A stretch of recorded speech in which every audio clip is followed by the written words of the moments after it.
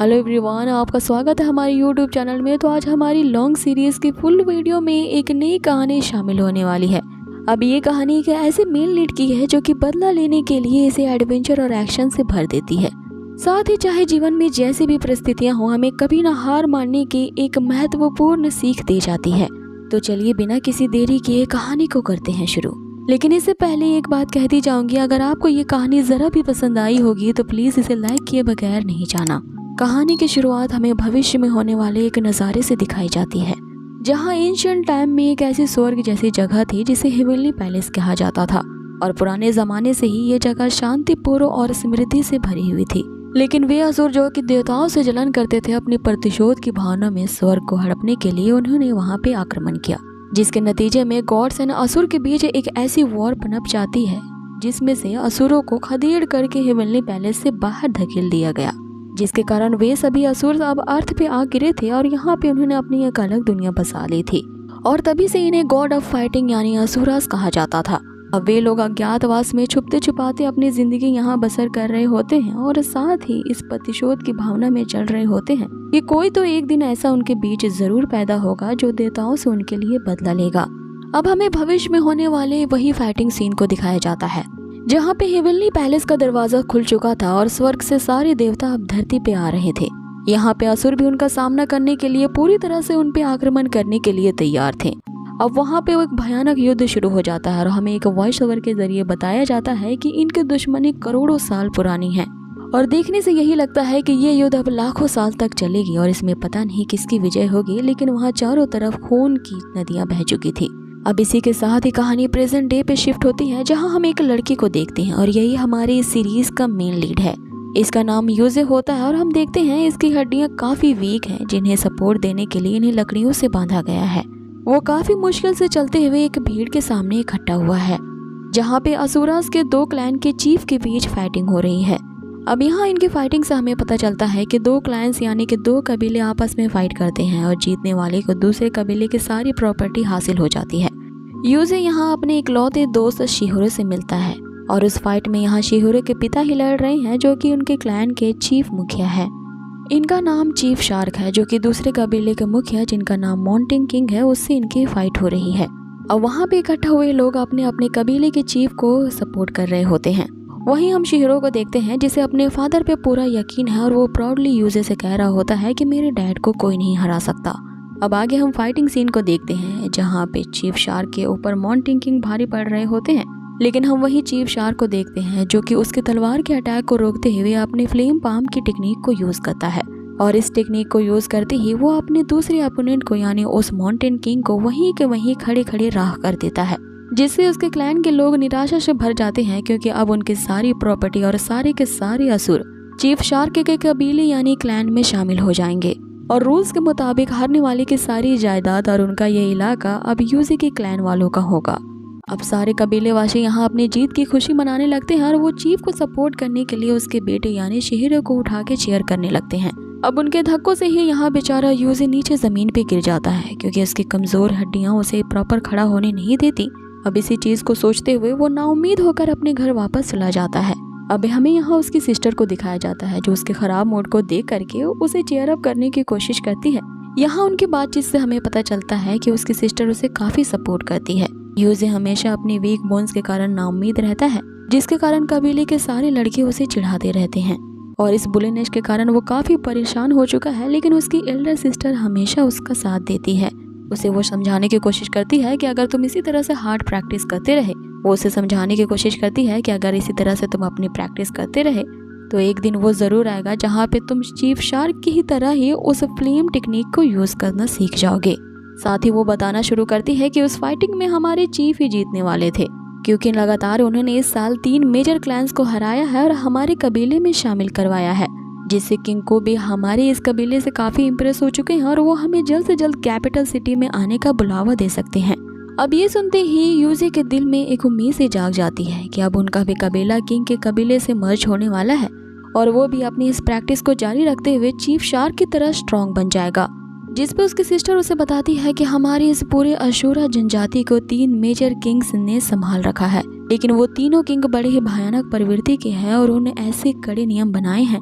जिनके बनाए गए रूल्स इतने सख्त है कि हमारे जैसे मामूली अशूरा उसे कंप्लीट नहीं कर सकते। इसीलिए उन तीनों किंग्स को यहाँ पे मॉन्स्टर की प्रवृत्ति जैसा भी कहा गया है। अब यहाँ उसकी सिस्टर उसे सपोर्ट तो करती है, लेकिन वो उसे सच्चाई से भी अवगत कराना चाहती है। इसीलिए तुम्हें आगे बहुत कड़ी मेहनत करनी पड़ेगी ताकि तुम किंग कू की आर्मी को ज्वाइन कर सको। लेकिन उससे पहले तुम्हें हमारे कबीले के चीफ शार्क के सामने अपने आप को साबित करना होगा। कि इतने में वहाँ पे वो बुली करने वाले लड़के आ जाते हैं जो उसे चिढ़ाने लगते हैं, ये कहते हुए कि ना ही तुम्हारे फादर है ना मदर है, कोई तुम्हारी केयर नहीं करता, तो तुम जैसा डिजेबल पर्सन क्या ही किंग क्यू की आर्मी में शामिल होगा। अब उसकी बहन उन लड़कों को वहाँ से भगाती है और कुजी ये देख करके पूरी तरह से नाउम्मीदी में फिर से भर जाता है। उसे अपनी कमजोरी का एहसास होता है और वो ये कहता हुआ कि अशोरा कभी भी मेरे जैसे वीक को नहीं एक्सेप्ट करेंगे, और चाहे मैं कितनी भी कड़ी प्रैक्टिस करूँ, ये मेरे बचपन से कमजोर हड्डियां कभी मेरा साथ नहीं देंगी, और ना ही मैं अपने दोस्त शिहोरे जैसा कभी काबिल बन पाऊंगा।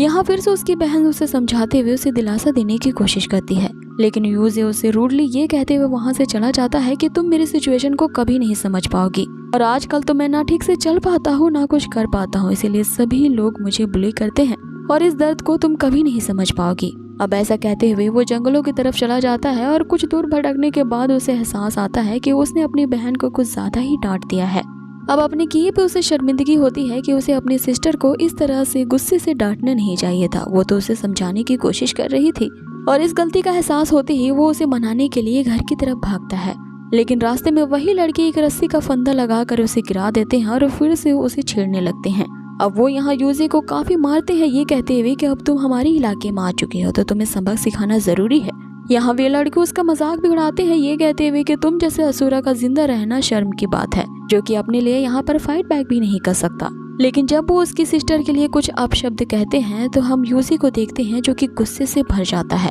अब हमें यहाँ पता चलता है कि जैसे यूजे के अंदर एंगर रिलीज होता है, उसकी शक्तियाँ यहाँ पे अवेकन हो जाती है जिन्हें वो काबू नहीं कर पाता, और वो उस बंदे को मार करके दूर गिरा देता है जिसने उसकी बहन के लिए अपशब्द कहे थे। लेकिन जैसे वो दूसरों पर अटैक करने जाता है, यूजे का गुस्सा ठंडा पड़ जाता है और वो उनसे मार खा जाता है। ये तीनों मिलकर के उसकी काफी कुटाई करते हैं, लेकिन तभी यूजे का दोस्त शिहोरे उसकी मदद करने को आता है। वो उनसे कहता है कि तुम्हें अपने मुकाबले के ओपोनेंट के साथ फाइट करना चाहिए, ना कि किसी डिसेबल पर्सन को इस तरह से मारना चाहिए। अब आगे वे बंदे यहाँ शिहिरो को ये कहते हुए वहाँ से चले जाते हैं कि तुम चीफ के बेटे हो इसीलिए इतना एरोगेंट दिखाते हो, और आने वाले उस फाइटिंग फेस्टिवल में हम तुम्हें देख लेंगे जहाँ तुम्हारा सामना मुझसे होगा।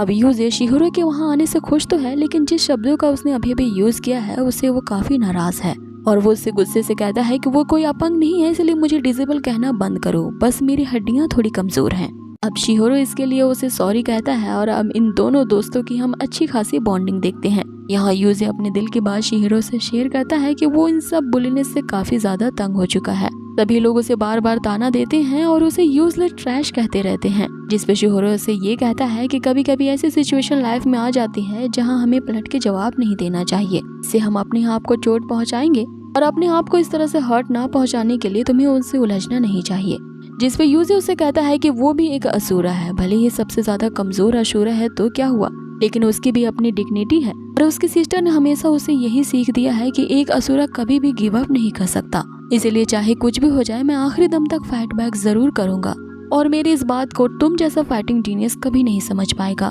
लेकिन तभी अचानक से यूजे को एक एक्सट्रीम डेथ एनर्जी सेंस होती है। वो इस एनर्जी को महसूस करता है और शिहोरो से कहता है कि उसे जल्द से जल्द कबीले में पहुंचना होगा। अब यह शिहोरो को यूजे क्या कह रहा होता है उसे समझ में नहीं आता। इस पे यूजे ये कहता हुआ वहाँ से चला जाता है कि मैं अभी तुम्हें एक्सप्लेन नहीं कर सकता, क्योंकि मैंने बहुत बड़ी एक डेथ एनर्जी को महसूस किया है, इसलिए हमें जल्द से जल्द करनी होगी। अब जैसे ही वे अपने कबीले पहुँचते हैं, वहाँ चारों तरफ तबाही मच चुकी थी, सारे लोगों को किसी ने बेरहमी से मार दिया होता है। आगे यूजे अपनी सिस्टर को बचाने के लिए एक मलबे को हटाता है, जहाँ पे उसकी सिस्टर अधमरी हालत में उनसे कहती है कि तुम दोनों को जल्द से जल्द यहाँ से भागना होगा, क्योंकि एक अशूरा रेंजर ने हम पे हमला किया है, और वो रेंजर अपने सामने जिसे भी देखता है उसे मौत के घाट उतार देता है। अब यूजे ये जान के हैरान रह जाता है कि मात्र एक असुरा ने उनके सारे कबीले वासियों को एक ही पल में खत्म कर दिया है। कि तभी हमें वो असुरा दिखाया जाता है जिसका नाम जूजी होता है, और उससे कबीले का चीफ शार्क जो कि पूरी तरह से अधमरी हालत में था, अपने क्लाइंट को बचाने के लिए आखिरी कोशिश करता है,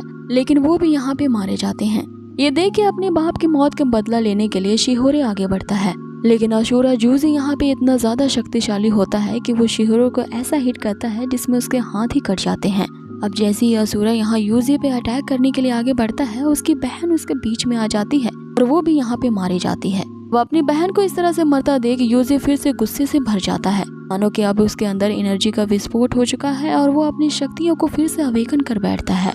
आगे वो उस जूजी पे अटैक कर पाता, शक्तियों का इतना ज्यादा प्रवाह होने के कारण वो वहीं बेहोश हो जाता है। अब यहाँ सीन कट होता है और यूजे को हम देखते हैं जिसे वही अशूरा खींचते हुए एक गुफा में लेके आता है और उसे यूजलेस ट्रैश कहता हुआ उसे भड़काने की कोशिश करता है। अब यहाँ पे उस जूजे के बार बार उकसाने के बावजूद भी जो यूजे होता है उसे फाइट बैक नहीं करता। इसके कारण वो अशूरा यूजे के पास आता है और उसके सर को क्रैश करके उसे मार डालता है। अब अगले सीन में उसकी आंखें जैसे ही खुलती है, वो अपने सामने एक बंदे को पाता है जो कि अपना नाम जिंजी बताता है और यहाँ पे वो यूजे के सारे सवालों का जवाब देने के लिए आया था। अब जिंजी यहाँ पर उसे बताने लगता है कि मैं तुम्हारी यहाँ पे मदद करने आया हूँ और तुम अभी एक स्पेस लूप में फंस चुके हो और तुम्हें किडनैप करके इस स्पेस में लाने वाला मेरा ही भाई जूजी है और तुम्हें अगर इस स्पेस लूप से बच के जाना है तो इसे तोड़ना होगा। जिस पे यूजी यहाँ चिल्लाते हुए उससे कहता है कि तुम्हारे भाई ने मेरे पूरे क्लैन के वासियों को मार डाला, साथ ही उसने मेरे सिस्टर को भी मार डाला है। इस पे जिंजी उसके लिए यहाँ पे माफी मांगता है और उसे बताता है कि उसने अपने भाई को हमेशा समझाने की कोशिश की है, लेकिन वो अपनी मर्जी के अनुसार ही करता है, इसीलिए चीजें इतनी ज्यादा भयानक हो जाती हैं और वो जहाँ चाहता है वहाँ इस तरह के हादसे होते रहते हैं। जिस पे यूजी उसे पूछता है ना तो मेरी और मेरे क्लैन के तुम लोगों के साथ कोई दुश्मनी थी, तो आखिर तुमने ऐसा क्यों किया और मुझसे क्या चाहते हो। जिस पे जिंजी उसे बताना शुरू करता है कि वो ऑर्डिनरी अशूरा के जैसा नहीं है और वो जो ग्रुप ऑफ अशूरा थे जिन्हें हेवन से बाहर निकाल दिया गया था, ये उन्हीं ग्रुप में से सिर्फ 2 बचे हैं। जिस पे यूजी को समझ में आता है कि ये जो अशूराज है ये इन्हीं के एंसेस्टर हैं। जिस पे यूजी को ये समझ में आता है कि ये वही एक्सपेल्ड अशूराज हैं जिन्हें लेजेंडरी 9 गॉड घोस्ट कहा जाता है, मतलब कि ये पूरे अशूरा जनजाति के ही एंसेस्टर होते हैं जो अपने किसी खास मकसद को पूरा करने के लिए इस टाइम लूप में अब तक फंसे हुए थे, जिनके बारे में रूमर्स था कि वे सारे मारे जा चुके हैं, लेकिन वो अब तक मरे नहीं हैं और इस टाइम लूप में फंसे हुए हैं और यूजी को इस स्पेस लूप में लाना उनके इसी मकसद को पूरा करने के लिए था। आगे जिंजी उसे बताता है कि तुम्हें इस स्पेस लूप को खत्म करने के लिए मेरे भाई को मारना होगा, क्योंकि वो कई 100 साल से इसी स्पेस लूप में घूम रहा है ताकि अपने चैलेंजेस को ढूंढ सके और जिस ओपोनेंट को वो अपने आप से लड़ने के काबिल समझता है उसे वो इस टाइम लूप में ले आता है ताकि वो उसे चैलेंज करे और उसे डिफीट कर पाए और उसे हराने वाला ही यह अशूरा गॉड होगा जो हमारे पूरे अशूरा क्लैन को रिप्रेजेंट करेगा और भविष्य में पूरे अशूरास की भागदौड़ उसी के हाथों में होगी। इस पे यूजी काफी हैरानी से उससे पूछता है कि तुम्हारे भाई के लिए मैं एक ओपोनेंट कैसे हो सकता हूँ, क्योंकि मेरी हड्डियां इतनी वीक हैं जिसे चलना भी ठीक से नहीं आता। जिस पे जिंजी उसे बताता है कि तुम्हारा ये जो वीकनेस है वो मात्र एक इल्यूजन है और तुमने ही अपने इस इल्यूजन को तोड़ा है मेरे भाई पे अटैक करके, इसीलिए उसने तुम्हें चैलेंज किया है और उसे हरा करके ही तुम इस स्पेस लूप को डिस्ट्रॉय कर पाओगे। अब यहाँ यूजी कंफ्यूज होकर के उससे पूछता है कि उसे उस टाइम का कुछ याद नहीं क्योंकि उस वक्त वो बेहोश हो चुका था। जिस पे जिंजी उसे बताता है कि तुम्हारे अंदर के एक्सट्रीम गुस्से ने अब तक के तुम्हारी छुपी शक्तियों को अवेकन कर दिया है और इन शक्तियों के पीक पॉइंट पे होने के कारण तुम एक सेल्फिशनेस रिल में इंटर कर चुके हो और किसी भी असुर के ये फाइटिंग की सबसे हाईएस्ट लेवल होती है, जिसमें वो अपने गॉड ऑफ वॉर के 5 सेंसेस को अवेकन कर देता है और उन्हीं 5 सेंसेस को फिर से जगाने के लिए तुम्हें अपने आप पे कंट्रोल करना होगा और अपने गुस्से को अपने मुताबिक ढालना होगा, तभी तुम्हारी फाइटिंग स्पिरिट स्ट्रॉन्गर होगी। अब वो एक एक करके उन 5 सेंसेस के बारे में बताते हैं, जिसमें पहला sense I of God war होता है और इस सेंस के होने के कारण तुम आसानी से अपने ओपोनेंट की स्ट्रेंथ को देख सकते हो। और दूसरी सेंस होती है नाक की, जिसका यूज करके अपने ओपोनेंट की ब्रेथ और पोजीशन को आसानी से भापा जा सकता है। तीसरी सेंस कान की होती है, जिसमें उसका ओपोनेंट किस डायरेक्शन में हरकत करने वाला है वो पहले से ही जान जाएगा। और चौथी सेंस टच की होती है, जिसमें अपने ओपोनेंट को टच करते ही वो उसे समझ सकता है और उसके अंदर अब कितनी शक्तियां बची हैं इसके बारे में भी जान सकता है। अब आगे जिंजी उसे कहता है कि तुम्हें मेरे भाई को डिफीट करने के लिए अपने इसी गॉड ऑफ वॉर के 5 सेंसेस को पीक पॉइंट पर ले जाना होगा और ये शक्तियां जब तक अपने शिखर पॉइंट पे ना पहुंच जाए, हो सकता है तुम्हें मेरे भाई से हर बार हारना पड़े। और उस डिफीट का मतलब है कि तुम्हें हर बार मरना होगा, लेकिन मरने के बाद तुम वापस से जिंदा हो जाओगे क्योंकि ये एक स्पेस लूप है और जैसे ही तुम मरोगे यहाँ तुम्हें एक और मौका दिया जाएगा। अब अगले सीन में देखते हैं कि यूजी बिना प्रैक्टिस किए ही अपने फर्स्ट अटेम्प्ट के लिए जाता है। अब जैसे यूजी उस जूजी पे अटैक करता है, जूजी उसे तुरंत ही सेंस कर लेता है और एक झटके में ही उसे मौत के घाट उतार देता है। जैसा कि जिंजी ने बताया था, यहाँ पे हर बार मरने के बाद वो फिर से जाग जाएगा। अब यूजी की आंखें खुलती है और जिंजी उसे बताता है कि अब तक तुम 2 बार मारे जा चुके हो और जब जब तुम मरोगे तुम्हारी बॉडी पर एक कट लग जाएगा और ये कट पहले से भी ज्यादा दर्दनाक होगा और जब जब तुम फिर से जिंदा होगे तुम्हारी बॉडी में ये स्कार पहले से ही लग चुके होंगे और अगर इस दर्द को सहने में तुम कामयाब हो जाते हैं तो तुम्हें फिर से दोबारा जिंदगी मिलेगी, लेकिन अगर इस पेन को तुम सह नहीं पाते तो तुम्हारी परमानेंटली मौत हो जाएगी। आगे जिंजी उससे कहता है कि या तो अब तुम्हें मेरे भाई को हराना होगा या अपनी जिंदगी पूरी तरह से खत्म करनी होगी।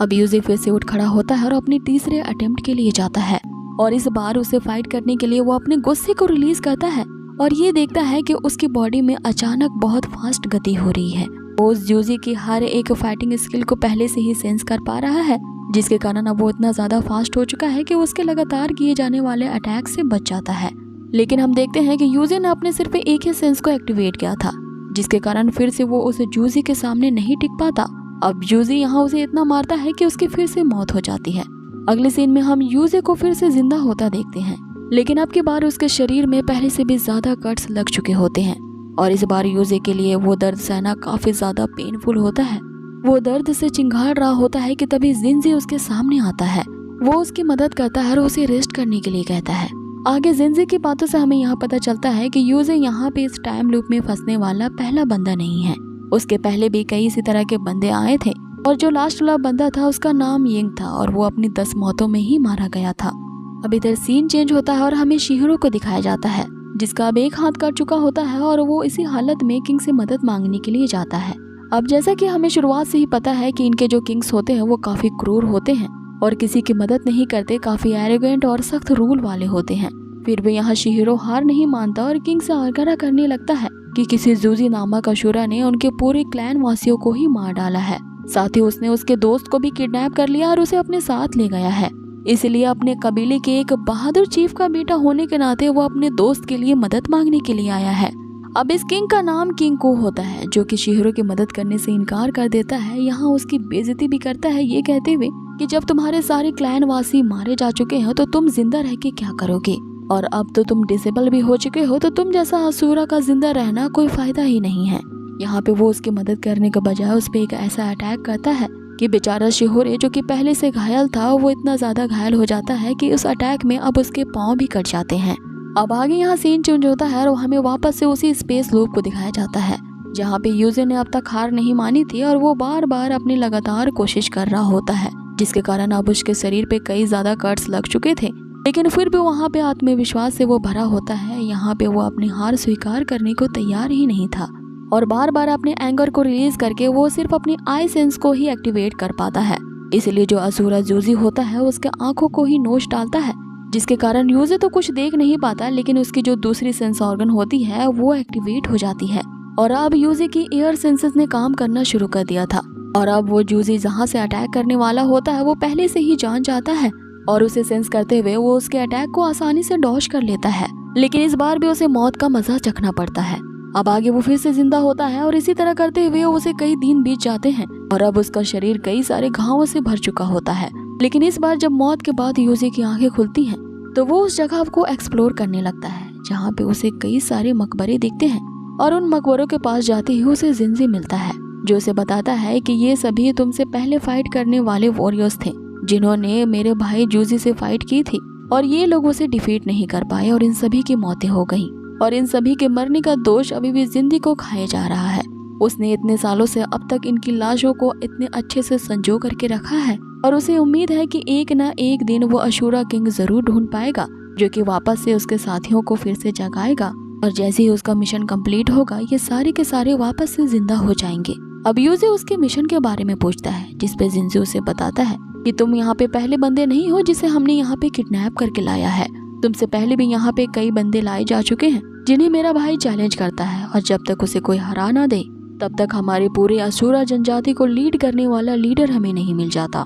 और हमें उस लीडर की तलाश है जो हमारे लिए उन गॉड्स से प्रतिशोध ले सके जिन्होंने हमें बेइज्जत करते हुए हेवन से खदेड़ करके निकाल भेजा था। और अपने मात्र इसी मिशन को पूरा करने के लिए हम दोनों अब तक इस स्पेस लूप में फंसे हुए हैं और जैसे ही हमारे मिशन कंप्लीट हो जाएगा हमारी ये बॉडी इस स्पेस लूप से रिलीज हो जाएगी। आगे जिंजी यूजी को बताता है कि अब तुम्हारे पास मात्र एक ही मौका है क्योंकि तुम्हारे बॉडी के जो इंटरनल्स ऑर्गन है वो सभी के सभी डैमेज हो चुके हैं और इस बार तुम्हारी बॉडी पे अगर कट लगा तो तुम हमेशा के लिए मारे जाओगे। अब ये सुनते ही यूजे पूरी तरह से कॉन्फिडेंस से भर जाता है और अब की बार उसे किसी भी तरह से उस अशूरा को हराना होगा ताकि वो उस स्पेस लूप से बाहर आ सके। इसीलिए अपने अंतिम प्रयास करने के लिए वो उस जूजी के पास जाता है। अब आगे ये दोनों एक दूसरे से टकराते हैं, जहां हम देखते हैं कि यूजे अब तक अपने सेंस ऑर्गन को रिलीज नहीं कर पाया था, जिसके कारण वो लगातार मार खा रहा होता है। और इसी तरह मार खाते ही यूजे ये रियलाइज करता है कि उसके हार्ट बीट तेजी से बढ़ रही हैं। मींस कि अब उसके पूरे शरीर में एंगर हावी होने वाला है,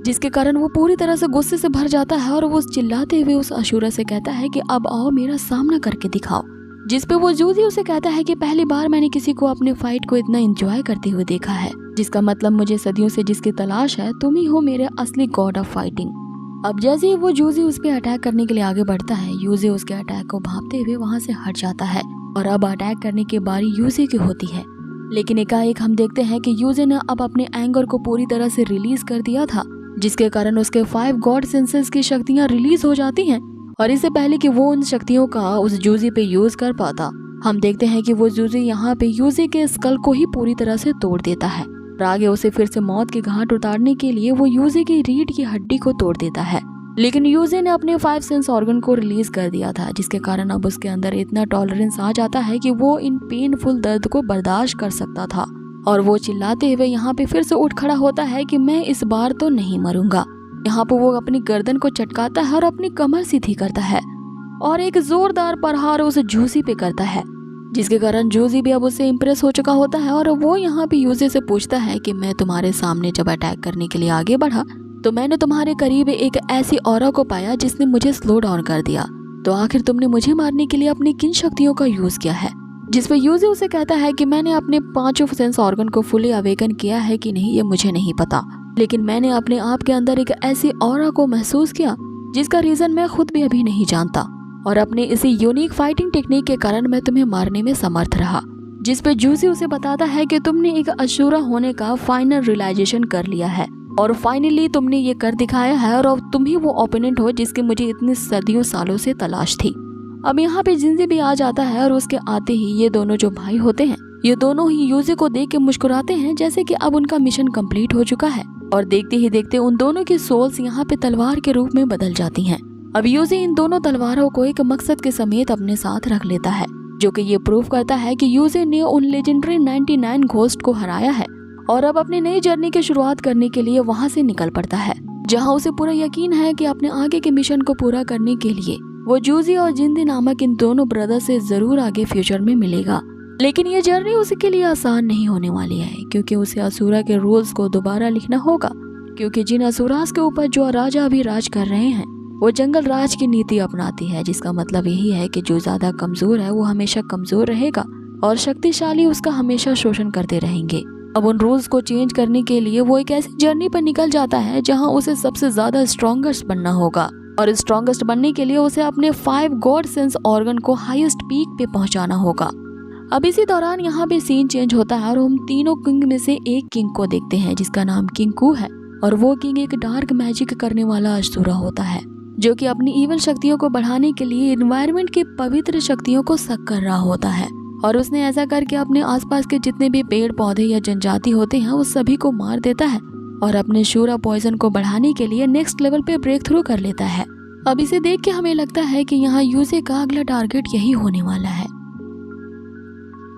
अब अगले सीन में हम शिहिरो को दिखाया जाता है, जिसे काफी दयनीय हालत हो चुकी है। वो घर घर जाके कुछ खाने के लिए मांग रहा है। यहाँ कोई उसकी मदद नहीं करता, सभी लोग उसे धुरकार देते हैं क्योंकि उनका अब क्लैन ही तबाह हो चुका है। जहाँ वो क्लैन का चीफ का बेटा हुआ करता था और काफी शान के साथ रहता था, अब उसकी स्थिति पूरी तरह से बदल चुकी है। तभी वो एक घर के पास जाता है जहाँ पे रहने वाली लड़की उस पे दया दिखाते हुए उसे कुछ खाने को दे देती है। हालांकि वो खाना भी सड़ा हुआ होता है, लेकिन शिहोरे उसे ऐसे खा रहा होता है जैसे उसने कई दिनों से कुछ नहीं खाया हो। आगे बचे हुए खाने को वो उन बास्केट में डालता है और वहाँ से जाने लगता है कि तभी वही बुली करने वाले लड़के उसे मिल जाते हैं, जो कि शिहोरा का मजाक उड़ाने लगते हैं, ये कहते हुए कि तुम जब चीफ के बेटे हुए करते थे तब काफी एरोगेंट थे और हमेशा अपने फादर के पद का हम पे धौंस जमाते थे, और जबकि ऊंट पहाड़ के नीचे खुद ब खुद चल के आया है तो क्यों ना हम तुम्हें एक अच्छा सबक सिखाएं। लेकिन यहाँ शिहोरो को हम देखते हैं कि उनसे फाइट करने की अब उसके अंदर जरा भी ताकत नहीं है। वो उनके सामने गिर जाता है और इन गिड़गिड़ाते हुए उनसे माफी मांगने लगता है।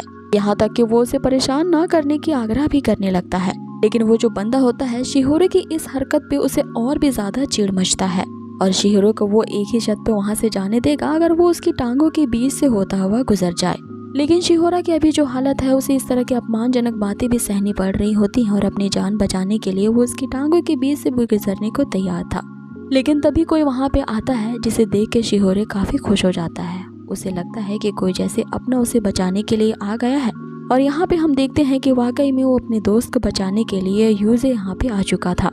और वो कहते हैं ना कि हिस्ट्री अपने आप को फिर से रिपीट करती है। यहाँ कुछ ऐसा ही सीन हमें देखने को मिलता है। यहाँ यूजे उन लड़कों से कह रहा होता है कि कमजोर को सताने की तुम्हारी ये घिनौनी आदत अब तक नहीं गई और तुम लोगों को अपनी ताकत दिखाने का इतना ही ज्यादा घमंड है तो क्यों ना आगे मुझसे मुकाबला करो। अब जैसे ही वे सभी यूजे पे अटैक करते हैं यूजे मात्र अपने मार्शल आर्ट से ही उन सभी को मजा चखा देता है। यहाँ उसे अपनी शक्तियों को यूज करने की भी जरूरत नहीं पड़ती और वो तीनों के तीनों ढेर हो जाते हैं। आगे वे सभी बंदे वहाँ से दुम दबा के भाग जाते हैं और अब यूजे जो होता है वो शिहोरो को संभालता है। ये दोनों दोस्त 1 साल के बाद एक दूसरे से मिले थे। यहाँ दोनों ही अब तक की उनकी जिंदगी में क्या क्या हुआ था एक दूसरे से अपनी मन की बातों को साझा करते हैं। साथ ही 1 साल पहले हुए अटैक में जो उसके क्लैन वासी मरे थे वो उन्हें आसमान की तरफ देखते हैं और उन्हें तारे की तरह समझ रहे होते हैं, क्योंकि असुरा जनजाति का ये ट्रेडिशन होता है कि जो भी असुरा मारे जाते हैं वो स्टार्स बन जाते हैं। यहाँ यूजे अपने सिस्टर को और शिहोरे अपने डैड को आसमान के तारों में तलाश कर रहा होता है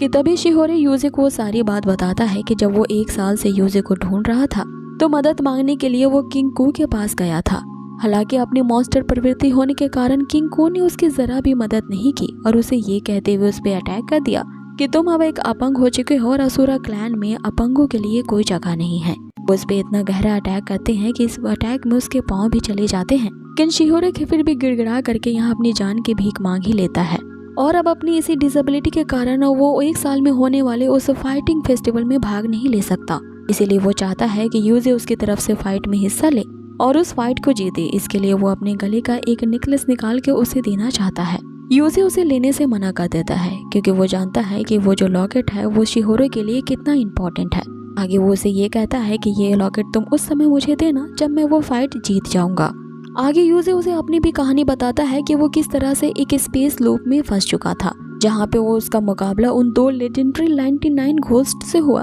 और उसे हराकर ही उसने ये शक्तियाँ हासिल की हैं। लेकिन शिहोरे अपनी इस डिसेबिलिटी के कारण अब पूरी तरह से टूट चुका है। जहाँ उसे सभी लोग एक जीनियस फाइटर मानते थे और दूसरे क्लैन के बंदे उससे जलन करते थे क्योंकि उन्हें लगता था कि आने वाले फाइटिंग कंपटीशन में शिहोरे ही जीतेगा और वही किंग कू की आर्मी में शामिल होगा। लेकिन किंग के इतने क्रूर नियम है कि वो किसी भी डिसेबल पर्सन को पार्टिसिपेट नहीं करने देता और इसी बारे में ही शिहोरे सोचता रहता है और उसे अब एहसास आ चुका था कि पहले यूजे को कैसा फील होता होगा। लेकिन यूजे को अपने दोस्त की ये हालत देखी नहीं जाती। उसे वो मोटिवेट करते हुए कहता है कि जब तक मैं तुम्हारे साथ हूँ तुम्हारा कोई कुछ नहीं कर सकता, तो तुम्हें ऐसा सोचने की जरूरत नहीं है। इस पे शिहोरे उसे कहता है कि तुमने मुझे क्या समझ रखा है, जैसे तुम्हारी मान मर्यादा थी मेरी भी एक मर्यादा है और तुम मुझे पूरा नकारा मत समझो। जिस पे यूजे उसे कहता है कि मेरा इस तरह से कह के तुम्हारे दिल को दुखाने का मकसद नहीं था। जिस पे शिहोरे भी उससे कहता है कि अरे मैं भी तो तुमसे मजाक कर रहा था, मैं भला तुमसे ऐसा क्यों कहूँगा जबकि तुम मेरे परम मित्र हो।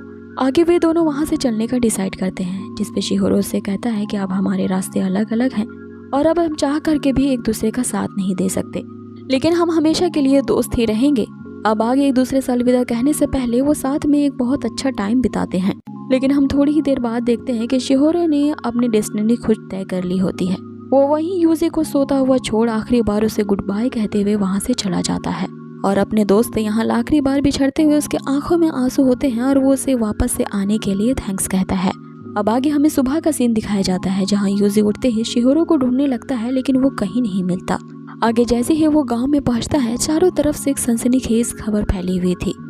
कि किंग कू के रूल्स के अनुसार किसी क्रिमिनल को यहाँ पर एक पूरी तरीके से एग्जीक्यूट कर दिया गया है, क्योंकि उस क्रिमिनल ने किंग कू से जाके ये रिक्वेस्ट की थी कि वो आने वाले फाइटिंग फेस्टिवल को कैंसिल करवाना चाहता है और उनके इस अशूरा ट्रेडिशन को बदलने के लिए चैलेंज किया होता है। इसीलिए उस क्रिमिनल को मौत के घाट उतार दिया गया। अब यूजे भी लोगों की इन बातों को सुन रहा होता है और जैसे ही वो उस लाश के पास पहुंचता है ये देख करके दंग रह जाता है कि वो क्रिमिनल जिसके बारे में वे लोग बातें कर रहे थे वो और कोई नहीं बल्कि शिहिरो ही होता है। अब यूजी उसकी लाश को देख करके पूरी तरह से यहाँ पे हार्ट ब्रोकन हो जाता है और उसकी मौत उसे एक बहुत बड़ा धक्का देती है, जिसके कारण यूजी अब किसी कोने में जाके दुबक के बैठा था और शिहिरो की मौत के लिए अपने आप को ही जिम्मेदार मान रहा होता है कि तभी शिहिरो की स्पिरिट उसके सामने आती है और उसे समझाने की कोशिश करती है कि इसमें तुम्हारी गलती नहीं है। मैं हमेशा से एक फ्री लाइफ जीना चाहता था, एक ऐसी लाइफ जहाँ पे मुझे किसी पे निर्भर ना रहना पड़े और खोखले ट्रेडिशन के साए में अपनी जिंदगी ना बिताना पड़े। अब आगे हम उसकी सिस्टर की भी स्पिरिट को देखते हैं। कई मुश्किलों को पार करके अपनी ये शक्तियाँ गेन की हैं।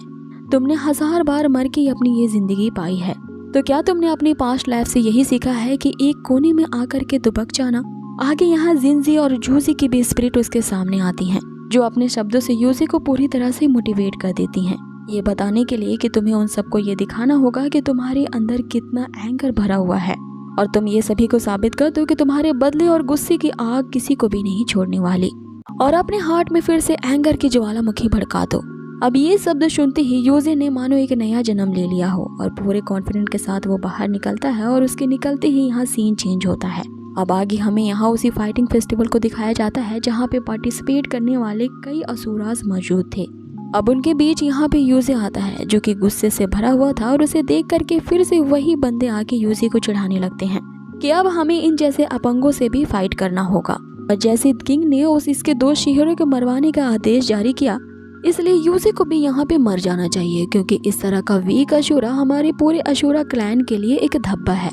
यहाँ हम यूजी को देखते हैं जो कि हल्क के जैसे अपने गुस्से को पी रहा होता है, मानो वो उससे ये कह रहा होता है कि इसी तरह की भड़कीली बातें कहो ताकि मुझे और गुस्सा आए। अब आगे हमें इसी फाइटिंग फेस्टिवल को ऑर्गेनाइज करने वाले एल्डर को देखते हैं जिनके पास गॉड ऑफ आइस की पावर होती है और वो इन सभी आने वाले वॉरियर्स की फाइटिंग स्किल्स को देख सकते थे कि तभी उनके बगल में खड़ी एक लड़की उनसे पूछती है कि आप इन आने वाले वॉरियर्स के बीच में उस फाइटिंग अशुरा को ढूंढ सकते हो जो कि आज के इस फाइटिंग फेस्टिवल में जीतने वाला है। यहाँ वो अपने गॉड अशुरा आइस का इस्तेमाल करके उन सभी के फाइटिंग स्ट्रेंथ को देख लेते हैं, लेकिन वो जैसे ही यूजी के फाइटिंग स्ट्रेंथ को देखने की कोशिश करते हैं उन्हें काफी स्ट्रेंज लगता है, क्योंकि उनकी गॉड ऑफ फाइटिंग आइज भी यूजी के स्ट्रेंथ को नहीं पहचान सकती थी और उन्हें ये पता नहीं चल पाता कि आखिर यूजी के अंदर कितनी फाइटिंग स्ट्रेंथ है, और उसी बात ने उन्हें बेचैन कर दिया था। अब आगे एल्डर द्वारा फाइटिंग फेस्टिवल को ऑफिशियली अनाउंस करने के लिए इस स्पीच दी जाती है। ये स्पीच कईयों के लिए बोरिंग साबित हो रही होती है और वो एक दूसरे से कह रहे होते हैं कि इस बुढ़े ने हर साल की तरह अभी भी अपनी स्पीच शुरू कर दी है। हम जानते हैं कि ये जो फाइटिंग फेस्टिवल है वो किंग कू के रूल्स के अंदर लड़ी जा रही है, तो हर साल अपनी इसी तरह की घिसी पिटी स्पीच दे करके ये हमारा टाइम क्यों वेस्ट करते हैं। यहाँ पे जीतने वाले को वॉरियर्स का दर्जा दिया जाएगा और उन्हें किंग कू की आर्मी में शामिल होने का मौका मिलेगा। वहीं जो अशुरा अपने लाइफ के लिए फाइट करते हुए यहाँ पे मारे जाए वो अशुरा के ट्रेडिशन के मुताबिक वो स्टार्स बन जाएंगे। अब तभी हमें यहाँ दो और बंदों को दिखाया जाता है जो इस एल्डर के बारे में बात कर रहे होते हैं कि ये यहाँ पे वॉरियर्स को बनाने के लिए ब्राइब यानी घूस लेते हैं और इनके बारे में चारों तरफ ये रूमर फैल चुकी है कि ये कैंडिडेट्स को अपने मुताबिक यहाँ पर भर्ती करते हैं जो इन्हें ज्यादा से ज्यादा घूस देते हैं, और जो अमीर फैमिली के बंदे होते हैं जिनका लेवल भी मिड कोर का होता है वो उन्हें भी वॉरियर्स बनवा देते हैं। लेकिन आज उन्हें इस बुढ़े के शक्ल पे एक बेचैनी सी लग रही है, क्योंकि आज इस एल्डर को यूजी के अपीयरेंस ने यहाँ पूरी तरह से परेशान कर दिया है। अब इससे पहले कि एल्डर जज के यहाँ पूरी स्पीच पूरी हो पाती, यूजी से रहा नहीं जाता और वो अपने एंगर को रिलीज कर देता है और उस फाइटिंग फेस्टिवल के ऑफिशियली अनाउंस होने से पहले ही यहाँ मात्र 5 सेकंड के ही टाइम में यूजी के बदले और गुस्से के सभी बलि चढ़ जाते हैं। अब जैसे ही उसके एंगर की ऑरा थोड़ी कम होती है सभी लोग उस बैटल स्टेज को देख करके दंग रह जाते हैं। चारों तरफ वहाँ खून से सनी हुई लाशें फैली हुई थी, जैसे मानो 1 सेकंड के अंदर ही यूजी ने उन सबको मार डाला था।